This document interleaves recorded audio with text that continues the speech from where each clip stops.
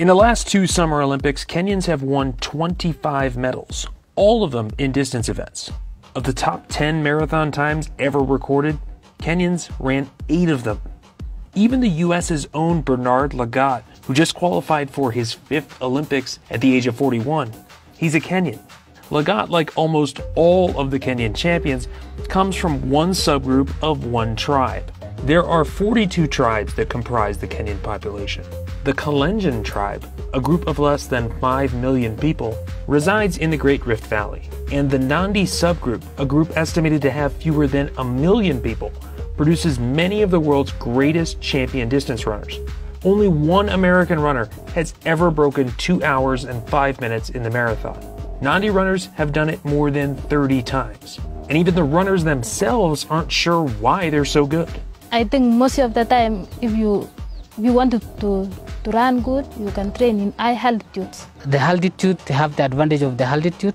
Someone like me now, I used to run when I was going to school. It was like almost 4 kilometers. And come back for lunch and then go back to school afternoon. I can say they have a good training program. That's what they are following in. Also, we have good altitude in our country. And also the food that we have in Kenya. We get food direct from our farms. They are good for us. We don't have to go and process first. All these factors, this multiplicity of factors, may act synergistically to produce these runners. Robert Ojiambo is a lecturer in physiology at Moye University in Eldoret, Kenya, the epicenter of where the top marathoners live and train. He's co-authored multiple studies with scientists from Harvard, Scotland, and other places to find out why the Nandi are so dominant. There's no single one factor that you can pinpoint and say this is the reason why you have this Kenyan running success. You must have the right environment. Where these runners live is actually about 2,200 meters above sea level, which is moderate altitude. As a physiologist, I would explain to you, you have hypoxia, lack of oxygen. So this lack of oxygen would stimulate the body to generate more blood, red blood cells. And if you're training at altitude, they'll boost what we call your VO2 max. You must have the right genes. Kenya has 42 tribes. And then it's just only the Nandis that are producing the Olympians. Part of those genetics might be the shape of their legs. Turns out that the Nandi have very thin calves.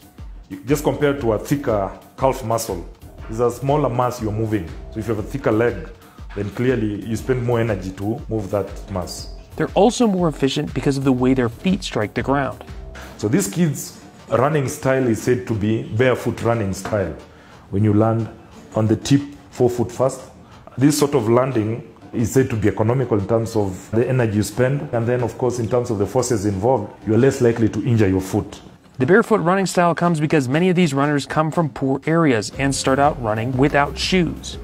And it's their lifestyle that Ojiambo thinks may have the biggest impact on Nandi success. Daily active lifestyle, active training, active life. You're herding cows, you're walking to the river, you're running to school. So there's habitual training as kids. The runs back and forth from school each day resulted in a higher VO2 max among Nandi versus other Kenyan kids or Caucasian kids. Ojiambo says this created an aerobic base that runners could build on in training.